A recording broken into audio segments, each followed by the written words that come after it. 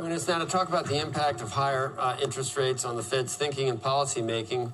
Former Kansas City Fed President Thomas Hoenig, and it's good to see you, former President Hoenig.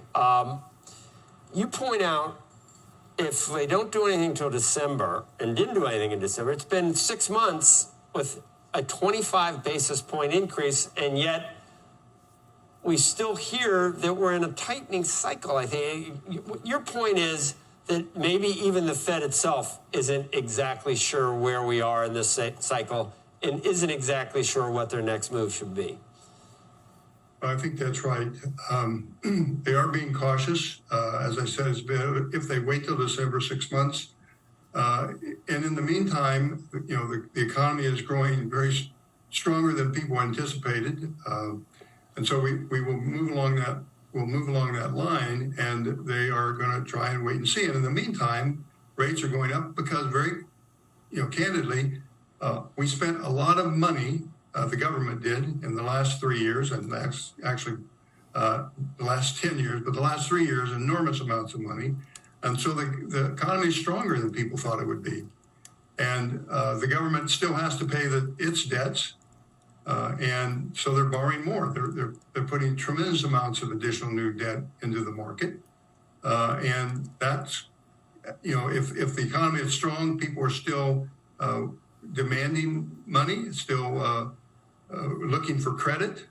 So you have the private sector not reducing their demands as much as you would have expected, even though it is slowing, and the government spending and borrowing much more. Interest rates have to rise, and they know that. They're finally recognizing that the crowding out problem is occurring, and that's also because the Fed says it's not raising rates, the Fed funds rate, but it is in quantitative tightening, so it's not willing to buy any more of this debt. So the only parties buying this debt are foreign interests with dollars, and that's, we know, is slowing. That leaves it all in the domestic hands. And so with credit not falling as rapidly in the private sector and the public sector needing more, interest rates are going to go up, and that's what you're seeing, a delayed effect of a very expansion policy over the last 3 years. That almost sounds like that interest rates are not, it's not that they're untethered, but it's like the Fed is indeed just watching the long end, watching rates go up, and that's playing into the Fed's hand. That's what the Fed wants, and it doesn't need to raise Fed funds. Well, I don't know if it's playing into their hands, but certainly that is the effect of their policy, because quantitative tightening means you're not buying this debt, and that leads it to fewer people in a broad sense to buy it, and so interest rates have to go up into those circumstances. And remember, the stimulus effects, while they are moderating, are still in play. I mean, the Infrastructure Act is still having its impact. The CHIPS Act is still having an impact.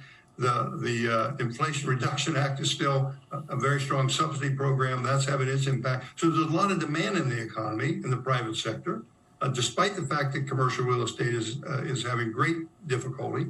You still have this basic increase in demand, and then the government's demand coming even higher. You're going to have interest rates rise.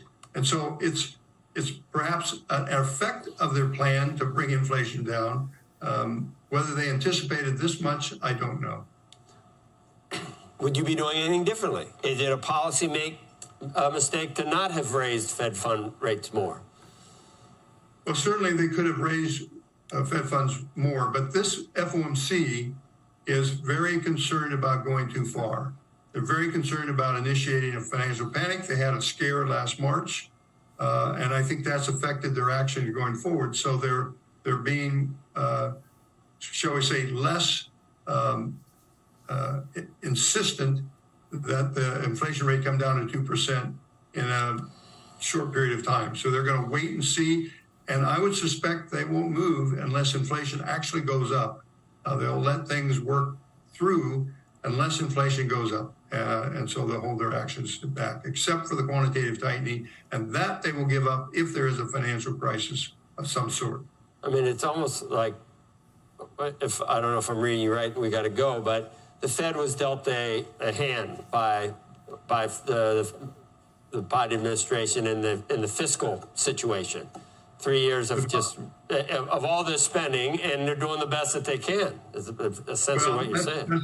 That's a generous term. The fiscal policy was very expansionary, and monetary policy was very agreeable.